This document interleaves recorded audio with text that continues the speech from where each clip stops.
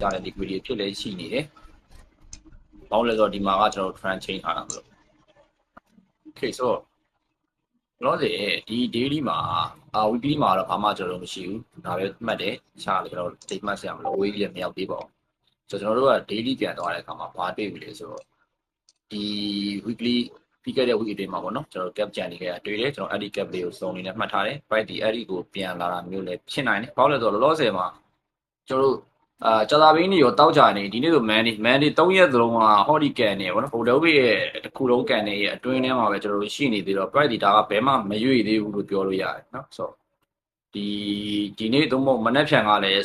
ထပ်ပြီးတော့ market ဒီတစ်ဖက်ဘက်ကိုယူဖို့များတယ်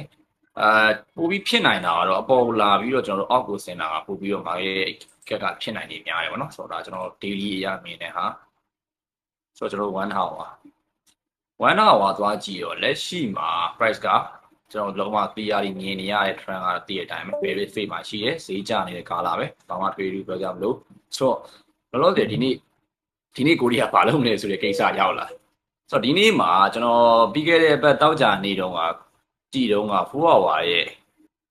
ဟောတာမလို့ကနေပေါ့နော်ဒါကျွန်တော်တို့ဆင်းလာတာကိုတွေ့တယ်ဒီကနေပေါ့ sorry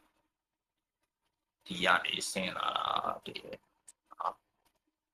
right ဒီကနေဆင်းလာတယ်နော်ဆိုတော့ right ဒီ zone လေးကနေပြန်ဆင်းလာတယ်ကျွန်တော်အဲ့နေကမျောမှန်းတာကဟောဒီပေါ့နော်အပေါ်က gap လေးထိပြန်လာမလားဆိုပြီးကျွန်တော်မျောမှန်းနေတာပဲ price က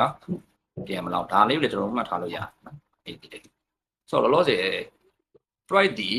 ဟောဒီမှာကျွန်တော်တို့ gap ဖပြီးဖွင့်တာလေးကျွန်တော်တွေ့အဲ့ဒါ1 hour မှာသွားဆွဲပြရမယ်နော်ဆိုတော့ gap ဖပြီးတော့ကျွန်တော်တို့ဖွင့်ဒီမှာက closing ရှိတယ်အောက်မှာကကျွန်တော်တို့ open နေအဲ့တော့ဒါဒီမှာ split gap ရှိတယ်ကျွန်တော်ဒီ split gap တွေကိုတွေ့တဲ့အခါတိုင်းမှာကျွန်တော်သုံးလေးရှိတာကဘာလဲဆိုလို့ရှိရင်ဒီ closing ကနေ open နေဘက်ကိုကျွန်တော်ဘယ်တော့မှမ trade လေးတော့မရှိဘူးကျွန်တော်ဒီအဲ့လိုမျိုး open into closing ကိုပဲ trade တာများအဲ့ဆိုတော့အပေါ်ကကျွန်တော်တို့ဆွဲထားတဲ့စုံအရာ daily အရာပြောမယ်ဆိုလို့ရှိရင်လည်းအဲ့ဒီကိုလာနိုင်ခြေကများတယ်အဲ့ဒီကိုလာပြီးတော့အောက်ကိုသွားတာကပို့ပြီးတော့ဖြစ်နိုင်တယ်ဆိုတော့ကျွန်တော်အနေနဲ့ကြည့်ထားတာကလောလောဆယ်ကတော့ဒီရက်ပိုင်းလေးတွင်မှာဒီစုံလေးကိုကျွန်တော်တစ်ချက်ကြည့်မယ်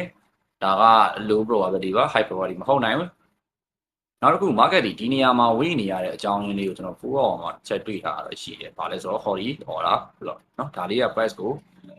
နည်းနည်းတောင့်ခံနေတယ်။အဲ့တော့ market ကလောလောဆယ်မှာဘာမှ sign မပြနေသေးဘူးနော်ကျွန်တော်ပြောသလိုပဲ daily မှာပဲကြည့် market မရွေ့နေပြီပေါ့။အဲ့တော့အရင်လိုက်ပြီးတော့ trade စီရတော့မလို့ဒါပေမဲ့daily trade မှာဖြစ်တဲ့အတွက်ကြောင့်မလို့ရနိုင်တဲ့ခွင့်ရလေးတော့ရှိပါတယ်ကျွန်တော်စုံလေးတော့မှတ်ထားတယ်ဆိုတော့အဲ့စုံလေးတွေကိုမြင်မယ်လို့ထင်ပါတယ်ဒါပဲကျွန်တော်ရဲ့ဒီတစ်ပတ်တာဘိုင်ရက်ကဆိုတော့မှနောက်ထပ်ကျွန်တော်သတင်းအနေနဲ့ကဒီတစ်ပတ်တွင်းမှာ non fan payroll သတင်းရှိတယ်เนาะဆိုတော့ non fan payroll ကပြီးခဲ့တဲ့လတွေတုန်းကတော့တောက်လျှောက်တက်ထားတာ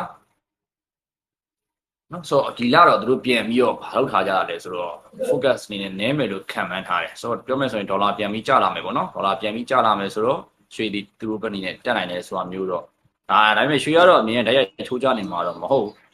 ဒါပေမဲ့ဒီ currency တွေမှာသွားထိမ့်မယ်ဆိုရင်တော့ currency တွေကချိုးကြနိုင်တယ်။ကျွန်တော်တွေကဟိုဖြစ်နိုင်တယ်နော်ဆိုတော့အဲ့တော့ဒါပါပဲနော်တတင်းရဲ့လို့ထွေထူးဘာမှမရှိဘူး။ဒီကကျွန်တော်တို့